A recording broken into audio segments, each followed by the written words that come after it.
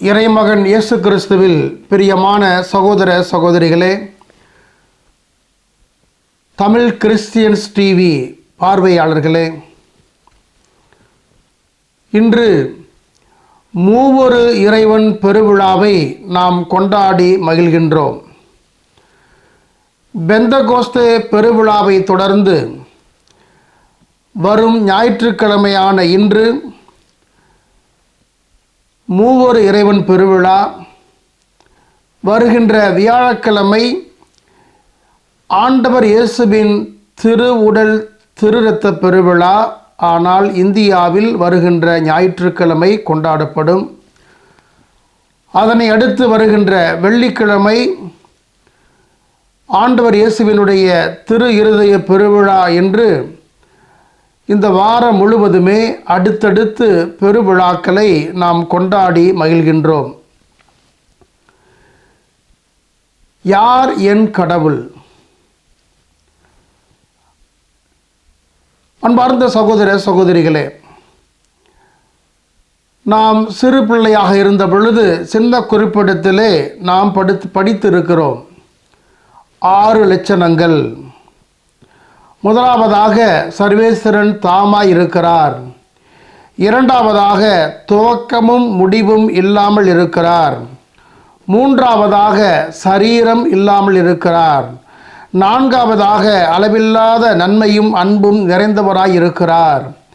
ஐந்தாவதாக எங்கும் வியாபித்திருக்கிறார், நிறைந்திருக்கிறார். ஆறாவதாக எல்லாவற்றிற்கும் ஆதி காரணமாய் இருக்கிறார் என்று நாம் அடுத்தடுத்து கடவுளை பற்றி 6 குணங்கள் வழியாக வரையறுத்திருக்கிறோம். கத்தோலிக்க திருமறையினுடைய மறைக்கல்வி 205 முதல் 221 முறை கடவுளை பற்றிய வரையறை கொடுக்கப்படுகிறது. முதலாவதாக அனைத்துக்கும் மேலாக இருப்பவர். இரண்டாவதாக தன்னிலே தாமாகவே வாழும் தனி ஒருவர். மூன்றாவதாக படைக்கப்படாத படைப்பாளி. நான்காவதாக எல்லா நன்மையும் நிறைந்தவர். ஐந்தாவதாக ஆற்றல் உடையவர். ஆறாவதாக அனைத்தையும் அறிந்தவர். ஏழாவதாக பரிபூரணமானவர். எட்டாவதாக ஆவியாக இருப்பவர். உருவும் தோற்றமும் உள்ள உடல் நிலைக்கு உட்படாதவர் என்று கடவுளை பற்றிய வரையறை கொடுக்கப்பட்டிருக்கிறது. அன்பார்ந்த சகோதர சகோதரிகளே, கடவுள் நம் வாழ்வில் மிக முக்கியமான இடத்தை பெறுகின்றார். இலக்கியங்களில் கடவுளை பற்றிய குறிப்புகள் கொடுக்கப்படுகின்றன. வரையறை தெளிவாக எடுத்து இயம்பப்படுகிறது.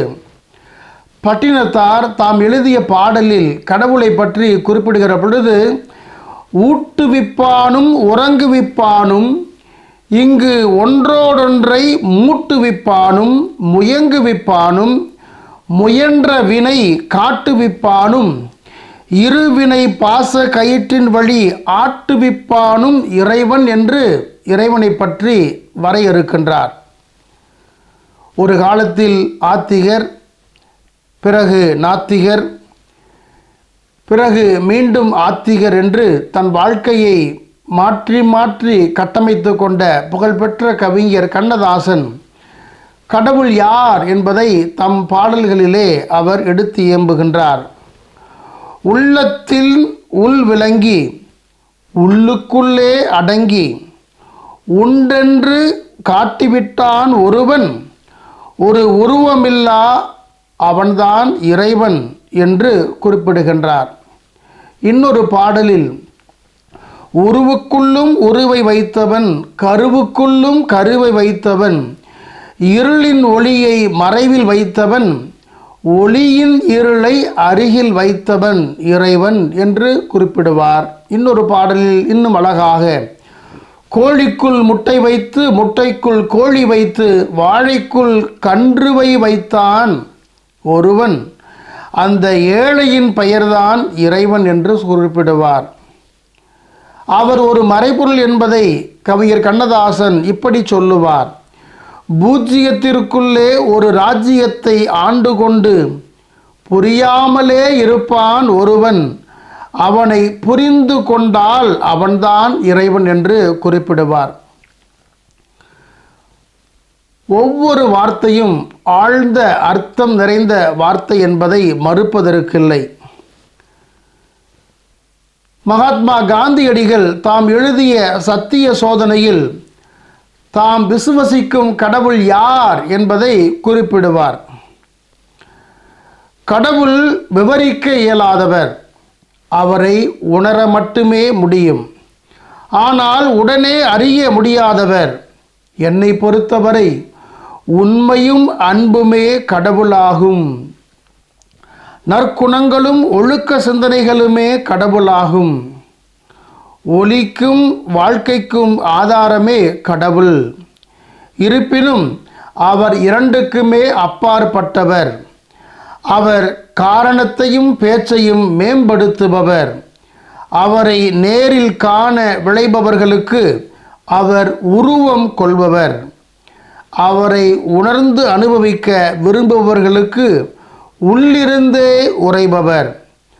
அவர் எல்லோரிடத்திலும் எல்லாமாக இருப்பவர் என்று குறிப்பிடுவார். இன்று ஒரு சிலர் நான் தான் கடவுள் என்று, பரமாத்மா என்று கற்பனை கலந்த ஒரு புராணத்தை கட்டமைப்பதை நாம் பார்க்கிறோம். இப்படிப்பட்ட சூழலில் நான் விசுவசிக்கிற கடவுள் யார்? இந்த தெளிவு நமக்கு இருக்க வேண்டும். அன்பார்ந்த சகோதர சகோதரிகளே, கடவுள் யார் என்பதை நாம் பொதுவான வரையறையிலே பார்த்தோம். கிறிஸ்தவர்களாகிய நமக்கு என் கடவுள் யார்? கிறிஸ்தவர்களாகிய நம்மை பொறுத்தவரை நாம் ஒரே இறைவனையே விசுவசிக்கிறோம். அவர் வழியாகவே அனைத்தும் உருவாயின என்பதை நாம் நம்புகிறோம், அறிக்கையிடுகின்றோம். ஒரே கடவுள், ஆனால் தந்தை, மகன், தூய ஆவி என்று மூவராக இருக்கின்றார். கத்தோலிக்க திருச்சபையினுடைய மறைக்கல்வி 233, 253, 254, 255 இதனை தெளிவாக வரையறுக்கிறது. இம்மூவரும் கடவுள் அல்ல, இம்மூவரும் கடவுளர் அல்லர். தந்தை, மகன், தூய ஆவியான மூவரும் ஒருவரே, ஒரே கடவுளே என்று நாம் அறிக்கையிடுகின்றோம். எப்படி ஒரே கடவுள் என்று கேட்கிற பொழுது, யாதொரு வேறுபாடின்றி இம்மூவருக்கும் ஒரே அன்புறவு, ஒரே ஞானம், ஒரே திருவுளம், ஒரே வல்லமை, ஒரே கடவுள் தன்மை இருப்பதால் இம்மூவரும் ஒரே கடவுளே என்று அறிக்கையிடுகின்றோம், விசுவசிக்கின்றோம். இறைவனை தந்தை, மகன், தூய ஆவி என்று வெளிப்படுத்தியவர் தம திருத்துவத்தினுடைய மூவொரு இறைவனுடைய இரண்டாவது ஆளாகிய சுதனாகிய இயேசு கிறிஸ்துதான் என்பதையும் நம்முடைய கத்தோலிக்க திருமறை மிக தெளிவாக எடுத்து இயம்புகிறது. அன்பார்ந்த சகோதர சகோதரிகளே, இப்படி இறைவனை நாம் ஒரே கடவுள் என்று நம்புகிற அந்த நிலையில் 3 ஆட்களாக இருக்கிறார் என்று நாம் மிக அழகாக அதனை விரிவுபடுத்துகின்றோம், தெளிவுபடுத்துகின்றோம். எப்படி ஒரு ஆண்மகன் தன் தந்தைக்கு மகனாக, தன் மனைவிக்கு கணவனாக, தன் பிள்ளைக்கு தந்தையாக இருப்பது போல ஆள் ஒருவர், ஆனால் 3 நிலைகளில் அவர் வேறுபடுகின்றார் என்பதை நாம் உணர்ந்திருக்கின்றோம். அப்படித்தான் மூவொரு இறைவனும் இங்கே ஒரே ஆள்தான், ஆனால் அவர் தந்தையாக, மகனாக, தூய ஆவியாராக இருக்கிறார். இது ஒரு மறைபொருள். இந்த மறைபொருளை நாம் ஆழ்ந்து புரிந்து கொள்ள அழைக்கப்படுகின்றோம். விசுவசிக்க அழைக்கப்படுகின்றோம். மிகப்பெரிய இறையியல் அறிஞரும் புனிதருமான புனித அகஸ்தீனார் கடற்கரை ஓரமாக இந்த மூவொரு இறைவனை பற்றிய மறைபொருளை புரிந்து கொள்ள அவர் சென்று சிந்தித்து செயல்பட்ட பொழுது அங்கிருந்த கடல் நீரை ஒரு சிறிய சிப்பி கிளிஞ்சல் நிறைந்த அந்த ஓட்டால் அல்லது நம்முடைய மொழியிலே ஒரு கொட்டாங்குச்சியால் முகண்டு வந்து ஒரு குழியில் நிரப்பி கொண்டிருந்தார். அப்பொழுது அங்கு தோன்றிய வானதூதர் இது முடியாத காரியம் என்று அறிவுறுத்தியதை பாரம்பரியமாக நாம் அறிவோம். இது ஒரு விசுவாசத்தினுடைய மறைபொருள்.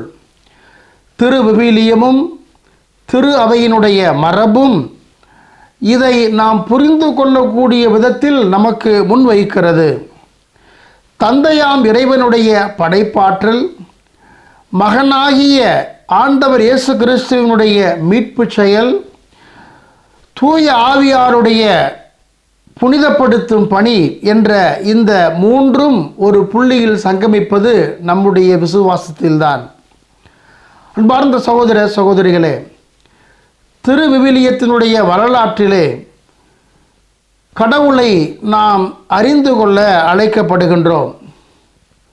வரலாற்றின் கடவுள் நம் கடவுள். புராண இதிகாசங்களுடைய கடவுள் அல்ல நம் கடவுள். அவர் இருக்கிறவர் நாமே என்று தம்மை வெளிப்படுத்தியவர், இறைவாக்கினர் வழியாக பேசியவர், இறுதியில் தம் மகனை உலகிற்கு அனுப்பி நம்மை மீட்க திருவுள்ளம் கொண்டவர். இவர் இதிகாசத்து புராணத்து கற்பனை கடவுள் அல்ல, மாறாக வரலாற்று கடவுள். அன்பார்ந்த சகோதர சகோதரிகளே, இந்த வரலாறு இரண்டாக அந்த கடவுளால் தான் பிரிக்கப்படுகிறது. கிமு கிபி என்று, கிறிஸ்துவுக்கு முன், கிறிஸ்து பிறப்புக்கு முன், கிறிஸ்து பிறப்புக்கு பின் என்று வரலாற்றை இரண்டாக பிரிக்கிற கடவுள் நம் கடவுள். முஸ்லிம்களுடைய புனித நூலான திருக்குரானிலே ஆண்டவர் இயேசுவை பற்றிய குறிப்புகள் இருக்கின்றன. ஆண்டவர் இயேசுவை இஸ்லாமியர்கள் ஓர் இறைவாக்கினராக நம்புகிறார்கள். நாம் அவரை இறைமகனாக நம்புகிறோம். ஆனால் அவர்கள் ஆண்டவர் இயேசுவை இறைவாக்கினர் என்று நம்புகிறார்கள். கிறிஸ்துவை பற்றி குறிப்பிடுகின்ற பொழுது திருக்குரானிலே தந்தையின்றி பிறந்தார் என்று திருக்குரானும் நம்புகிறது, எடுத்து இயம்புகிறது. சூரா 3 வசனம் 47, சூரா 3 வசனம் 59, சூரா 19 17 முதல் 21 நாம் இதனை பார்க்கிறோம்.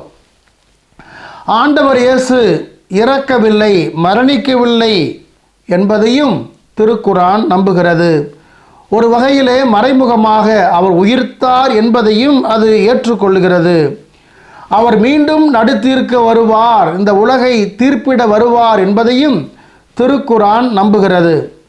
சூரா 3 வசனம் 55, சூரா 4 வசனம் 157 முதல் 159 முடிய, சூரா 5 இறைவசனம் 75, சூரா 43 வசனம் 61, சூரா 19 31 32 நாம் இதனை பார்க்கிறோம். ஆக ஆண்டவர் இயேசு இறைமகன் அல்ல, ஆனால் இறைவாக்கினர், நபி என்று அவரை ஏற்றுக்கொள்கிறது. இப்படி இஸ்லாமே விசுவசிக்கிற கடவுளாக ஆண்டவராய் இயேசு கிறிஸ்து இருக்கின்றார். தூய ஆவியானவரை பொறுத்தவரை இந்த இருவரிடமிருந்து புறப்பட்டு வருகிறவர் தான் தூய ஆவியானவர். நமக்கு ஒரு துணையாளராக, தந்தையினுடைய வாக்கை நமக்கு வெளிப்படுத்துகின்ற வல்லமையாக, லூக்கா அதிகாரம் 24 இறைவசனம் 49 இதற்கு உதவும். உண்மையை எடுத்து காட்டுகின்றவராக, நம்மோடு என்றும் தங்குபவராக, நமக்குள் என்றும் உறைபவராக, இந்த தூய ஆவியானவர் இருக்கிறார், செயல்படுகின்றார். அன்பார்ந்த சகோதர சகோதரிகளே, படைப்பின் தொடக்கம் முதல் இன்று வரை இந்த வரலாற்று கடவுள், தந்தை மகன் தூய ஆவி என்ற இந்த வரலாற்று கடவுள் நம்மோடு பயணிக்கிறார், நம்மோடு உடன் வருகின்றார். ஒவ்வொரு திருவழிபாடும் இந்த வரலாற்று கடவுளை, மூவொரு இறைவனை மையப்படுத்தி தான் அமைக்கப்படுகிறது, அமைந்திருக்கிறது.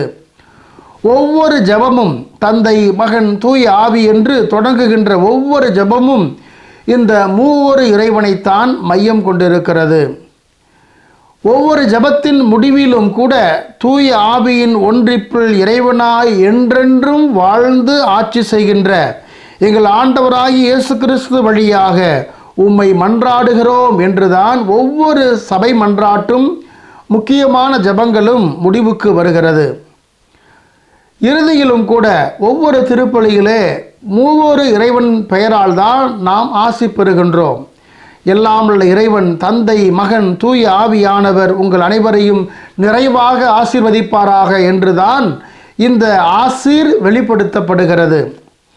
நம்முடைய திருமுழுக்கு முதல் நம்முடைய இறுதி யாத்திரை வரை எல்லா நிலைகளிலும் இந்த மூவொரு இறைவனை மையப்படுத்திய செயல்பாடு இருக்கிறது என்பதை நாம் புரிந்து கொள்ள அழைக்கப்படுகின்றோம். ஆக அன்பார்ந்த சகோதர சகோதரிகளே, இந்த மூவொரு இறைவன் பெருவிழாவை கொண்டாடுகிற இந்த நாளில் அந்த இறைவனை சிக்கன பற்றி கொண்ட மக்களாக, அந்த இறைவனில் ஆழமான விசுவாசத்தை கொண்ட வேர்களாக நாம் இருக்க அழைக்கப்படுகின்றோம். கடவுள் நம்மோடு பேசுகின்றார், நம்மோடு உடன் நடக்கின்றார், நம்மை வழிநடத்துகின்றார். ஆம், தந்தையாம் இறைவன் நம்மோடு பேசுகின்றார். திருத்துவத்தினுடைய மூவொரு இறைவனுடைய இரண்டாம் ஆளாகிய ஆண்டவர் இயேசு நம்மோடு உடன் நடக்கிற திருமகனாக இருக்கின்றார். தூய ஆவியானவர் நம்மை வழிநடத்துகின்றவராக இருக்கின்றார். ஆகையால் அந்த இறைவனை அழைத்தால் நம்மை அரவணைத்துக் கொள்வார், அவரை விசுவசித்தால் நம்மை மீட்டு கொள்வார். வரலாற்றின் கடவுள் நம்மோடு நடக்கிற கடவுள். எகிப்தில் என் மக்கள் படுகின்ற துன்பங்களை என் கண்களால் கண்டேனே என்று நமக்காக விதும்புகிற, விம்புகிற, ஏங்குகிற, துன்பப்படுகின்ற கடவுள் நம் கடவுள். ஆக அன்பார்ந்த சகோதர சகோதரிகளே, அந்த கடவுள் நாம் நிலைவாழ்வு பெறும் பொருட்டு அந்த ஒரே மகனையே நமக்கு அளிக்கும் அளவுக்கு நம்மீது அன்பு கொண்டவர். அந்த ஆண்டவர் இயேசு கிறிஸ்துவும் உங்களை நண்பர்கள் என்பென்று சொல்லி நண்பனுக்காக உயிரை கொடுப்பதை விட மேலான அன்பு வேறு எதுவும் இல்லை என்று எடுத்து இயம்பி நமக்காக தமது இன்னுயிரை தந்தவர், படைத்தவர், மீட்கின்றவர், நம்மை காக்கின்றவர். ஆகையால் தான் ஆண்டவர் இயேசு உங்களுக்கு ஒரு துணையாளரை தருவேன் என்று சொல்லி நம்மை திக்கற்றவராக விடமாட்டேன் என்று வாக்களித்து அந்த துணையாளரை, தூய ஆவியை நமக்கு மிகப்பெரிய கொடையாக கொடுத்திருக்கின்றார். ஆகையால் இந்த மூவொரு இறைவனுடைய பெருவிழாவை கொண்டாடுகிற இந்த வேளையிலே நாம் அந்த இறைவனோடு ஒன்றித்த வாழ்க்கையை வாழ முற்படுவோம். இறைவன் நம்மோடு பேசுகின்ற அந்த திருவிவிலியத்தை எடுத்து வாசிப்போம். அந்த ஆண்டவரிலே நாம் ஐக்கியமாகுவோம். ஒவ்வொரு திருப்பலியிலும் அந்த மூவொரு இறைவனுடைய சங்கமம் இருக்கிறது என்பதை நாம் புரிந்து கொள்வோம். ஒவ்வொரு ஜெபமும் தந்தையை நோக்கி ஜெபிக்கப்படுகின்றது. தூய ஆவியானவர் அந்த அப்பத்தின் மீதும் ரசத்தின் மீதும் இறங்கி வருகின்றார். அந்த ஆண்டவர் இயேசு தம்மையே உணவாக, உடலாக, இரத்தமாக நமக்கு தருகின்றார். ஆக அந்த மூவொரு இறைவனுடைய நிலைப்பாடு, செயல்பாடு ஒவ்வொரு திருப்பலியிலும் இருக்கிறது என்பதை உணர்ந்து நாம் ஒவ்வொரு திருப்பலியிலுமே ஆர்வமாக பங்கெடுப்போம். அந்த மூவொரு இறைவன் நம்மை எந்நாளும் ஆசீர்வதிப்பாராக. தந்தை, மகன், தூய ஆவியார் உங்கள் ஒவ்வொருவரையும் நிறைவாக ஆசீர்வதிப்பாராக. ஆமென். தமிழ் கிறிஸ்டியன்ஸ் டிவி என்ற இந்த யூடியூப் சேனலுக்கு சப்ஸ்கிரைப் செய்து இந்த வீடியோவை லைக் செய்து உங்களுடைய உற்றார், உறவினர், நண்பர்கள் மற்றும் ஊராருக்கு இந்த காணொளியை பகிர்ந்து அனைவரும் ஆதரவு தர உதவும்படி உங்களை அன்புடன் வேண்டுகின்றேன்.